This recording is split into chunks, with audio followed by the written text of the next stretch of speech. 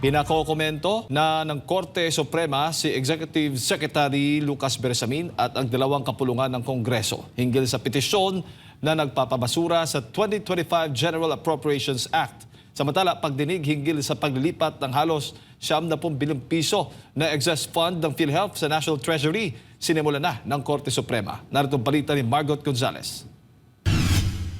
Sa oras na makuha nila ang notice ng kataas-taasang hukuman ng Korte Suprema, kailangang magkomento sa loob ng 10 araw si Executive Secretary Lucas Bersamin, ang Senado at Kamara hinggil sa petisyon na nagpapawalang bisa sa 2025 General Appropriations Act o GAA. Matatandaan na inahain kamakailan ni dating Executive Secretary Vic Rodriguez, Congressman Isidro Ungab at Rogelio Mendoza ang petisyon ng kumukasyon sa legalidad ng ipinasang pambansang pondo ng Malacanang at ang dalawang kapulungan ng Kongreso. Ayon sa mga nagpetisyon, unconstitutional ang 2025 national budget dahil sa mga blank item na nakapaloob sa Bicameral Committee Report sa General Appropriations Bill. Sinabi rin nila na unconstitutional ang 2025 GAA dahil bigo ang mga respondent na maglaan ng mandatory funding para sa Philippine Health Insurance Corporation of PhilHealth. Hindi rin daw legal ang paglaan ng pinakamataas na appropriations sa infrastruktura kaysa sa edukasyon. Samantala, sinimula na ng Korte Suprema ang pagdinig hinggil sa petisyon na may kaugnayan sa halos 70 bilyong piso na excess fund ng PhilHealth. Kabilang sa mga nagpetisyon ay si Senator Coco Pimentel, One Sambayan Coalition at iba pa na gustong maideklarang unconstitutional ang paglilipat ng naturang pondo ng state insurer sa National Treasury. Hindi raw ito pwedeng mailipat sa pamamagitan ng General Appropriations Act at paglabag ito sa probisyon ng Universal Healthcare Act na gumagarantiya sa social protection ng mga Pilipino.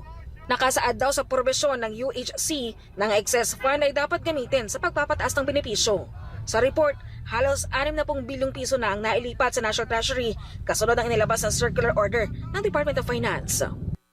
What legal or moral reason would exist to revert such amount back to the National Treasury instead of using the same to resuscitate our already dilapidated healthcare system? It is these questions that petitioners urge this court to address today. Considering what is at stake, petitioners assail the constitutionality of the following government issuances for the protection of the PhilHealth funds, the Filipinos funds, to ensure that they are expended for the very purpose for which they were created. Your Honors, we argue that Special Provision 1D and DOF Circular 003-2024 must be declared as unconstitutional as it impliedly amends Sections 10, 11, 37 of the Universal Healthcare Act and the earmarking provisions of Republic Act 10351 as amended and Republic Act 11346, collectively known as the Syntax Laws. Provisions in an Appropriations Act cannot amend a substantive law, as this honorable court held in the cases of Philconsa versus Enriquez and Province of Batangas versus Romulo. The taking away of funds is a retrogressive measure, which is a violation of the constitutional right to health. The Universal Healthcare Act and the Syntax Laws are laws passed as a manifestation of the government's intent to protect and promote the right to health as a fundamental human right. Congress and the DOF violated this and infringed upon the social solidarity and social contract the government has with the Filipino people. A truly universal healthcare is one that provides financial protection, not one that takes it away.